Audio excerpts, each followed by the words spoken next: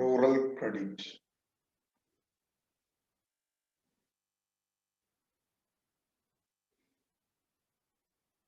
Sources of agricultural finance.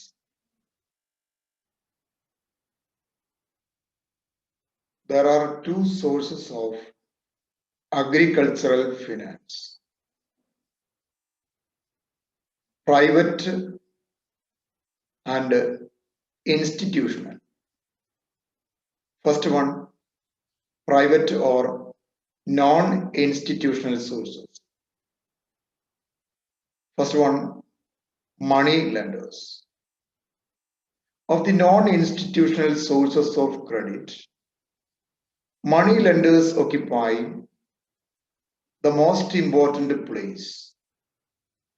The cultivators depend upon the money lenders for their requirements of cash. Over the last 10 years, the importance of money lenders as suppliers of cash to the farmers is declining rapidly.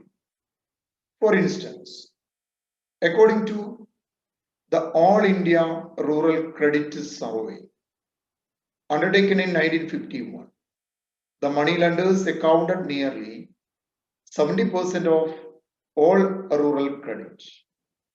In 1981, they accounted for 16% of rural credit. This fact shows clearly that the money lenders are losing ground to institutional agencies. Private അല്ലെങ്കിൽ non institutional സോഴ്സിൽ പ്രധാനമായ ഒന്ന് മണി lenders ആണ്. നമ്മുടെ കാർഷിക മേഖലയുടെ, പ്രത്യേകിച്ച് ഗ്രാമീണ കാർഷിക മേഖലയുടെ പണപരമായ അല്ലെങ്കിൽ ധനപരമായ ആവശ്യങ്ങൾ നിർവഹിക്കുന്നതിൽ മുൻപന്തിയിൽ നിന്നത് മണി ലെൻഡേഴ്സ് ആയിരുന്നു ഒരു കാലഘട്ടത്തിൽ. എന്നാൽ കഴിഞ്ഞ 10 വർഷമായി മണി ലെൻഡേഴ്സിന്റെ റോള് കുറഞ്ഞുകൊണ്ടിരിക്കുകയാണ്. All India rural credit survey പ്രകാരം 1951 റൂറൽ ക്രെഡിറ്റിന്റെ 70% മണി ലെൻഡേഴ്സ് ആണ് പ്രൊവൈഡ് ചെയ്തതെങ്കിൽ 81 കണക്ക് പ്രകാരം കേവലം 16% മാത്രമാണ് അവർ പ്രൊവൈഡ് ചെയ്യുന്നത്. മറ്റൊരു പ്രൈവറ്റ് സോഴ്സിൽ രണ്ടാമത്തത് ലാൻഡ് ലോഡ്സ് ആണ്. Farmers sometimes take loans from landlords. Traders and commission agents also supply a sizable part of finance. ചിലപ്പോഴൊക്കെ നമ്മുടെ കർഷകർ ഭൂവുടമകളിൽ നിന്നും മറ്റ് കച്ചവടക്കാരിൽ നിന്നും കമ്മീഷൻ ഏജൻസിനൊക്കെ പലപ്പോഴും വായ്പ എടുക്കാറുണ്ട്. സെക്കൻഡ് സോഴ്സ് എന്ന് പറയുന്നത് ഇൻസ്റ്റിറ്റ്യൂഷണൽ സോഴ്സസ് ആണ്. അതിൽ first one, cooperative credit societies. Cooperative sector is the cheapest and best source of agricultural credit. There are two separate wings of the cooperative structure in India. One provides short-term and medium-term loans, whereas the second provides long-term loans. The primary agricultural credit societies provide short-term and medium-term finance to the farmers. Long-term loans in the cooperative structure are provided by the land development banks.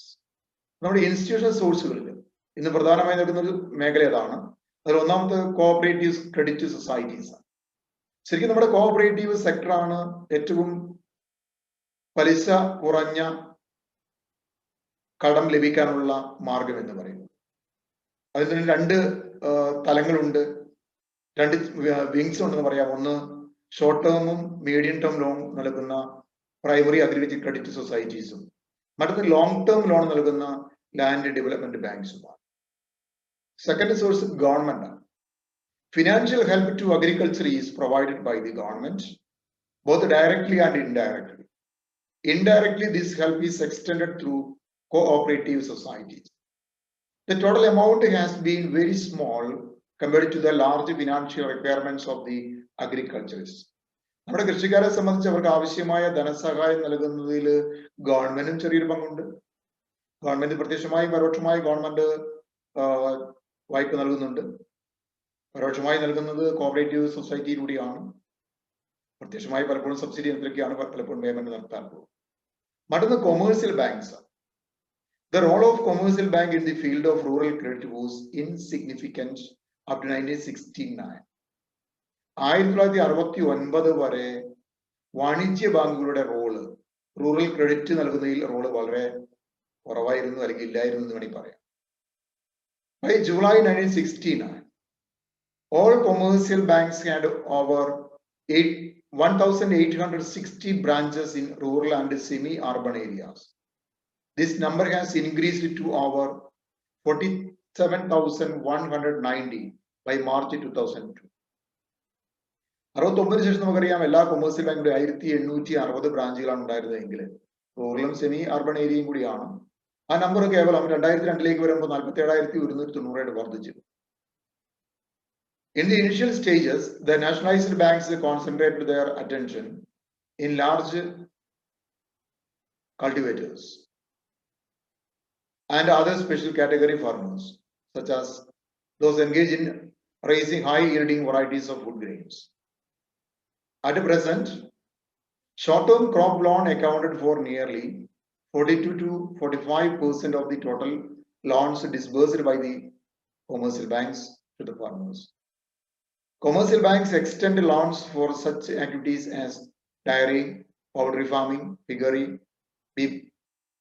beekeeping, fisheries, and others. ആരംഭത്തില് നമ്മുടെ ദേശസാൽകൃത ബാങ്കുകളൊക്കെ വൻകിട കർഷകരിലാണ് ശ്രദ്ധ കേന്ദ്രീകരിച്ചതെങ്കിൽ പിന്നീട് ഇതിലൊക്കെ മാറ്റം വന്നു.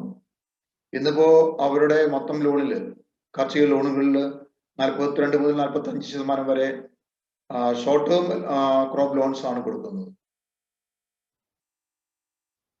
Commercial ബാങ്കുകളിൽ ഇന്നിപ്പോ കൃഷിയുമായി ബന്ധപ്പെട്ട് നിൽക്കുന്ന കന്നുകാലി വളർത്തല്, കോഴി വളർത്തല്, പന്നി വളർത്തല്, തേനീച്ച വളർത്തല്, മീൻ വളർത്തൽ മുതലായ മേഖലയ്ക്ക് കൂടി ലോണ് എക്സ്റ്റെൻഡ് ചെയ്തിട്ടുണ്ട്. മറ്റൊന്ന് റീജിയണൽ റൂറൽ ബാങ്ക്സ് ആണ്. The government of India established regional rural banks in October 2nd, 1975. 1975 October 2 ഇന്ത്യയിൽ regional rural banks RRBs സ്ഥാപിക്കപ്പെടുന്നത്. The main objective of the regional rural banks is to provide credit and other facilities, especially to small and marginal farmers, agricultural laborers, artisans, and small entrepreneurs in rural areas. അപ്പോൾ RRBയുടെ പ്രധാനപ്പെട്ട ലക്ഷ്യം എന്ന് പറയുന്നത് തന്നെ പ്രത്യേകിച്ച് ചെറുകിട നാമമാത്ര കർഷകർക്കും കർഷക തൊഴിലാളികൾക്കും ചെറുകിട സംരംഭകർക്കൊക്കെ ആവശ്യമായ ഫണ്ട് നൽകുക എന്നുള്ളത് തന്നെയാണ്. There are now 196 RRBs in 23 states with 14,500 branches.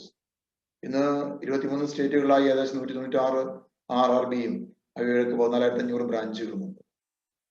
The RRBs had raised aggregate deposits of rupees 43,220 crores and had advanced rupees 18,370 crores during 2001-2 by way of short-term crop loans, term loans for agricultural activities for rural artisans, village and cottage industries, retail trade, self-employment, and consumption loans. ഏകദേശം 43,220 കോടി രൂപയാണ് അവർ deposit സമാഹരിച്ചത്. 2001-2002 കാര്യമാണ് പറയുന്നത്. അതിൽ 18,370 കോടി രൂപ short term loan, crop loan ആയിട്ട്, വിള ലോണായിട്ട് നൽകിയിട്ടുണ്ട്. അഗ്രികൾച്ചർ ആക്ടിവിറ്റീസിന് വേണ്ടിയാണ് നൽകിയിരിക്കുന്നത്. അത് ഗ്രാമീണ തൊഴിലാളികൾക്കും വില്ലേജ് കോട്ടേജ് ഇൻഡസ്ട്രീസിനും റീറ്റെയിൽ ട്രേഡ് അതുപോലെ സെൽഫ് എംപ്ലോയ്മെന്റ് ഇങ്ങനെയുള്ള ആവശ്യങ്ങൾ കൂടിയാണ് നൽകിയിരിക്കുന്നത്. Over 95% of the loans of RRBs were provided to the weaker sections. RRB നൽകുന്ന ലോണിന്റെ 95% താഴേക്കടയിലുള്ള വിഭാഗങ്ങൾക്കാണ് നൽകുന്നത്. Next one is the National Bank for Agriculture and Rural Development, NABARD എന്ന് പറയും. The most important development in the field of agricultural credit in recent years is the setting up of NABARD in July 12, 1982. നമുക്കറിയാം കാർഷിക മേഖലയുടെ വികസനത്തിലേക്ക് നയിക്കപ്പെട്ട പ്രധാനപ്പെട്ട ഒരു സംഭവമാണ് നബാർഡിന്റെ സ്ഥാപനം 1982 July 12. It took over from RBI all the functions that the latter performed in the field of rural credit. അപ്പോൾ reserve bank സ്വാഭാവികമായും മുമ്പ് നടത്തിക്കൊണ്ടിരുന്ന ഗ്രാമീണ മേഖലയുമായി ബന്ധപ്പെട്ട എല്ലാ കാര്യങ്ങളും ഇപ്പോൾ നബാർഡിനാണ് ഏൽപ്പിച്ചിരിക്കുന്നത്. The Agricultural Refinance Development Corporation, ARDC എന്ന് പറയും, has also been merged with the NABARD. The NABARD is now the apex bank for rural credit. It has 336 district offices. Its headquarters is situated in Mumbai. നമുക്കറിയാം, ഇന്ന് കാർഷിക മേഖലയിലെ ഏറ്റവും പ്രധാനപ്പെട്ട ഒരു സ്ഥാപനമാണ് നബാർഡ് എന്ന് പറയുന്നത്. അത് രൂപീകരിക്കുമ്പോൾ തന്നെ അഗ്രികൾച്ചർ റീഫിനാൻസ് ഡെവലപ്മെന്റ് കോർപ്പറേഷൻ കൂടി അതിൽ മെർജ് ചെയ്തിരുന്നു. റൂറൽ ക്രെഡിറ്റിൽ, ഗ്രാമീണ ധന സഹായത്തിൽ അല്ലെങ്കിൽ ആ മേഖലയിൽ അതിന്റെ അപ്പെക്സ് ബാങ്ക് എന്ന് പറയുന്നത് നബാർഡ് തന്നെയാണ്. ഏകദേശം 336 ജില്ലകളിലായിട്ട് ഓഫീസുകളുണ്ട്. അതിന്റെ headquarters മുംബൈയിലാണുള്ളത്. Now let us find out what are the important functions of NABARD. നബാർഡിന്റെ പ്രധാനപ്പെട്ട ഫങ്ഷൻസ് എന്നൊക്കെയാണ് നോക്കാം. ഒന്ന്, it works as an apex body to look after the credit requirements of the rural sector. ഗ്രാമീണ മേഖലയുടെ ധനസഹായവുമായി ബന്ധപ്പെട്ട മേഖലയിൽ അല്ലെങ്കിൽ ആ ധനകാര്യ ബാങ്കുകളിൽ ഏറ്റവും അപ്പെക്സ് ബോഡി, ഏറ്റവും സമുന്നതമായ സ്ഥാനമാണ് നബാർഡിനുള്ളത്. അല്ലെങ്കിൽ അതിന് കീഴിലുള്ള എല്ലാ റൂറൽ ക്രെഡിറ്റുകൾ കംപ്ലീറ്റ് ഭരണം നടത്തുന്നത് നബാർഡാണ്. നബാർഡിന്റെ കീഴിലാണ് വരുന്നത്. It gives short term, medium term and long term loans to state cooperative banks, land development banks and regional rural banks to be passed on ultimately to farmers. കർഷകന് നൽകാനായിട്ട് നബാർഡ് ഷോർട്ട് ടേം ലോണും medium term ലോണും long term ലോണും നൽകുന്നുണ്ട്. ആരുടെ നൽകുന്നത്?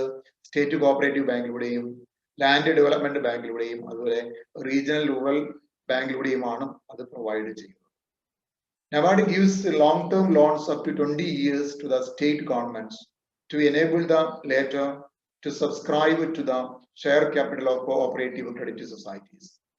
സംസ്ഥാന ഗവൺമെന്റുകൾക്ക് നബാർഡ് ലോങ് ടേം ലോൺ നൽകുന്നുണ്ട്. 20 വർഷ കാലാവധി. എന്തിനു വേണ്ടിയാണെന്ന് അറിയാമോ?